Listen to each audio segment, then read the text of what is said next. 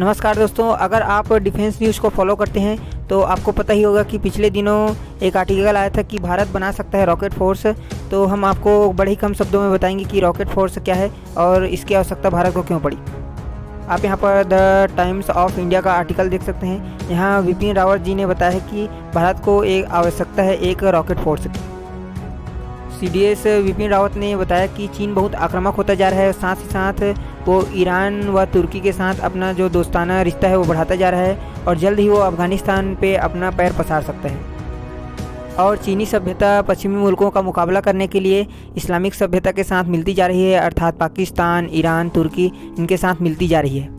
विपिन रावत ने पाकिस्तान के बारे में बताया कि हम अभी पाकिस्तान के साथ छद्म युद्ध में रहेंगे, लेकिन हमारा जो मुख्य ध्यान केंद्र है वो चाइना रहना चाहिए, क्योंकि चाइना हमें चारों तरफ से घेर रहा है। वो श्रीलंका को भी अपना कॉलोनी बना चुका है, वो पाकिस्तान को सीपेक के जरिए अपना कॉलोनी बना चुका है। ऐसे करके भारत को चारों तरफ से घेर रहा है और साथ ही साथ वो दक्षिण चीन सागर में अपना पाँव पसार रहा है। अगर दक्षिण चीन सागर के बारे में आप ज़्यादा जानना चाहते हैं तो ऊपर आई बटन में वीडियो आ रहा होगा, उसको देख सकते हैं। और CDS विपिन रावत ने कहा कि जैसे जैसे चीन अत्यधिक आक्रामक बनता जा रहा है वैसे वैसे भारत को भी टेक्नोलॉजी को बूस्ट करना होगा।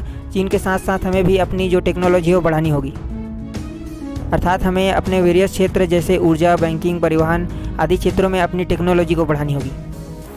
और लास्ट में विपिन रावत जी ने चेतावनी देते हुए कहा कि भविष्य का जो युद्ध है वो पुराने युद्धों की तरह संघर्ष भरी नहीं हो सकती। भविष्य का जो युद्ध है वो एक जगह से कमांड होगा और रॉकेट और सैटेलाइट के द्वारा होगा। तो भविष्य को ध्यान में रखते हुए उन्होंने इंडिया को एक रॉकेट फोर्स आर्मी बनाने के लिए सुझाव दिया है। तो रॉकेट आर्म फोर्स को देखने से पहले हम देख लेते हैं कि इंडिया के पास अभी कितने ब्रांच है। तो इंडिया के पास अभी टोटल 3 ब्रांच है, जिसमें इंडियन आर्मी, दूसरा इंडियन नेवी, तीसरा इंडियन एयर फोर्स है और अभी जो चौथा आएगा वो इंडियन रॉकेट फोर्स होगा। और ये इंडियन रॉकेट फोर्स की जो फिनोमेना है हमने चाइना से उठाई है। चाइना के पास टोटल 5 ब्रांच है, जिसमें उसका ग्राउंड ब्रांच है, दूसरा नेवी ब्रांच है, तीसरा एयर फोर्स ब्रांच है, चौथा रॉकेट फोर्स ब्रांच है और 5वां स्ट्रेटजिक फोर्स ब्रांच है। अभी हमने स्ट्रेटजिक फोर्स ब्रांच के बारे में तो कुछ नहीं सोचा है, लेकिन हम जल्द ही रॉकेट फोर्स ब्रांच बना सकते हैं। अगर मैं चाइनीज़ रॉकेट फोर्स के बारे में बताऊं तो इसका जो स्थापना है 1 जुलाई 1996 को हुआ। और मैं अगर रॉकेट फोर्स के बारे में ज़्यादा बताऊं तो रॉकेट फोर्स वह फोर्स होती है जो रॉकेट को लॉन्च करती है, रॉकेट का देखभाल करती है। इसके लिए कोई आम सेना ये कार्य नहीं करता। तो इसी की तर्ज पर भारत भी अपना रॉकेट फोर्स बनाना चाहता है, जिससे आने वाले समय में अगर PM कहीं भी रॉकेट लॉन्च करना चाहते हैं तो आर्मी से संपर्क न करते हुए सीधे रॉकेट फोर्स से संपर्क कर सकते हैं।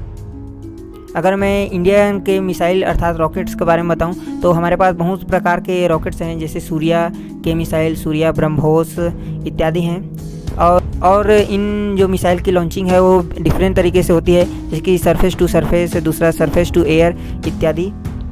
तो इन्हीं सब मिसाइल्स को ऑपरेट करने के लिए एक अलग ब्रांच बनाया जाएगा जिसे रॉकेट फोर्स आर्मी कहा जाएगा। अब लास्ट में मैं आपसे क्वेश्चन पूछना चाहता हूं कि आने वाली टेक्नोलॉजी सैटेलाइट और स्पेस टेक्नोलॉजी होने वाली है, तो क्या भारत में भी एक अलग से स्पेस फोर्स बनाना चाहिए? अगर हाँ तो आप कमेंट में बताइए, अगर नहीं तो फिर भी कमेंट में बताइए। ऐसे ही और डिफेंस न्यूज़ को देखने के लिए आप सब्सक्राइब कीजिए जागृत को and also press bell icon. जय हिंद।